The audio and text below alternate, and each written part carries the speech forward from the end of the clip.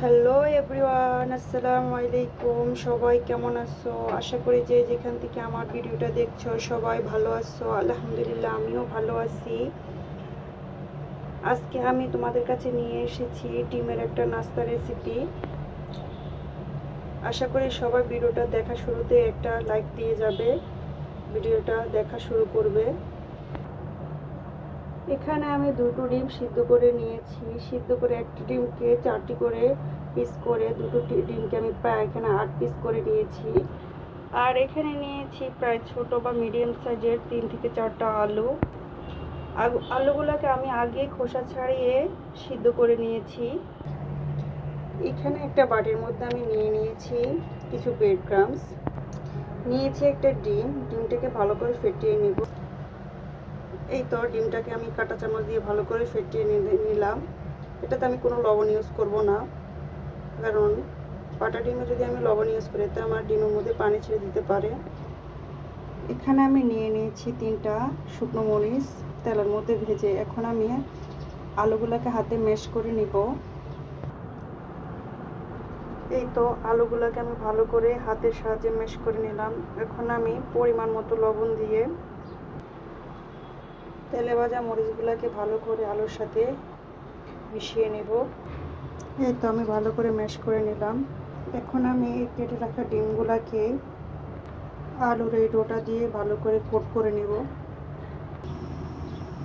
এই তো আলু ভর্তাটাকে আমি ভালো করে ডিমের উপরে কোট করে নিলাম। এই দেখুন, এখন আমি ডিম আলুর এই চপটাকে দিয়ে দিব ফেটানো ডিমের মধ্যে। এখন আমি এটাকে গায়ের মধ্যে ভালো করে ডিম দিয়ে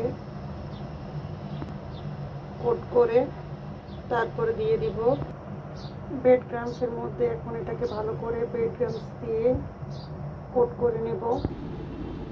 ভালোভাবে কোট করে নেওয়ার পর ঠিক সেমভাবে আমি সবগুলা ডিমের চাপগুলোকে কোট করে নিব। এরপর একটা প্যানের মধ্যে তেল দিয়ে তেলটা গরম হয়ে আসার পর আমি দিয়ে দিলাম ডিম চাপগুলো। এগুলোকে এখন ভালো করে ভেজে নিব। এই তো ডিম চাপগুলোকে আমি উল্টে দিলাম। অনেক সুন্দর একটা কালার হয়ে আসছে, আপনারা নিশ্চয়ই দেখতে পাচ্ছেন।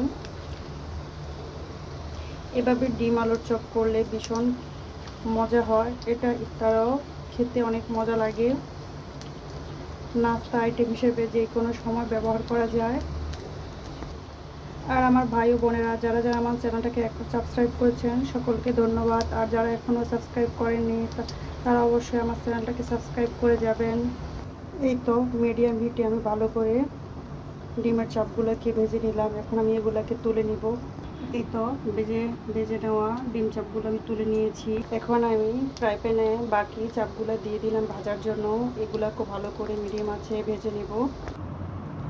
এই তো সেমভাবে আমি বাকি ডিম চাপগুলোকেও ভেজে নিলাম। দেখুন আমার ডিম চাপগুলো কেমন হয়েছে, অবশ্যই সবাই কমেন্টস করে জানাবেন। আর আমার চ্যানেলটাকে ফলো দিয়ে যাবেন। আর এতক্ষণ যারা আমার ভিডিওটা দেখেছেন সবাইকে ধন্যবাদ। সবাই সুস্থ থাকবেন, ভালো থাকবেন, আমার জন্য দোয়া করবেন। আল্লাহ হাফেজ।